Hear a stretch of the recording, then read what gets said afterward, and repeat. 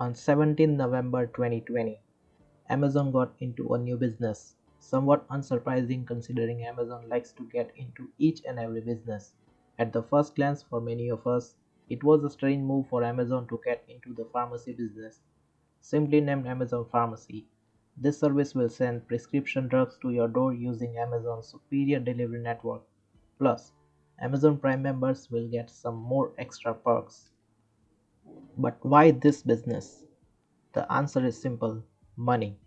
The pharmacy business is one of the lucrative businesses in the US, and according to Statista.com, in 2019, US pharmacy and drugstore sales went up to 300 billion US dollars. There are only a few big players like CVS and Walgreens who eat up a massive chunk of this business. Since these companies are so big, the outsider who is going to challenge them must need enough financial muscle power to challenge them, and that is what exactly Amazon is. They have each and every reason to get into this business. How did all this start? Amazon hasn't started this business overnight. They did exactly the same as many other tech giants by buying already existing company in this business.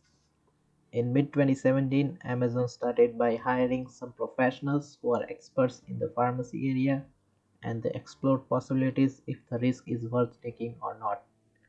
In the same year, Amazon Japan started doing similar sales by selling prescription-based drugs with a pharmaceuticals menu on their site. By the way, Amazon has a strategy that they test new products outside the US market, and if successful, they bring it to the US market. For example, a secret drone delivery project was tested in Canada.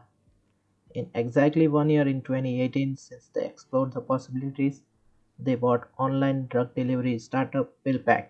They did not reveal for how much they bought PillPack, but later it was said to be into a hefty 700 million range.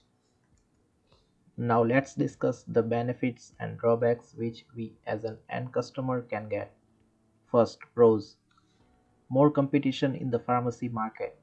As I have said before, CVS and Walgreens earn a major part of this business, and they dictate how the market goes. Once Amazon is into this business, the other players would be forced to offer competitive prices, and in the end, we can expect to buy drugs at a cheaper rate. Even on the day when Amazon announced this new venture, CVS Walgreens Rite Aid shares fell significantly and Amazon shares gained. In times of pandemic, more and more people are avoiding to go out, and this service is exactly what people want. Your doctor will simply submit your prescription based medicine to Amazon and they will deliver to your doorstep. Amazon Prime members have access to an additional pharmacy perk called the Prescription Savings Benefit, which offers a discount of up to 80% on generic medicines and up to 40% on the brand name prescriptions. Now, the last thing is to look into some drawbacks, which, in my opinion, are more important to discuss. They know all the information about us.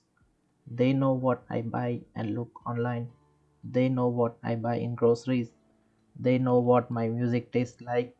And now they will know my critical health data as well. Just one company will know so much about me.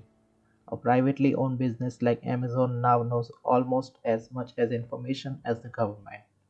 It is up to you if all these privacy concerns are worth to trade for pharmacy service. This whole pharmacy business is so huge, and some big players take advantage of customers by charging skyrocket prices for certain drugs, and Amazon, which will eventually become one of the big players in this market, who will also take advantage of us in a classic capitalist way, because at the end of the day they are here to make the maximum amount of money.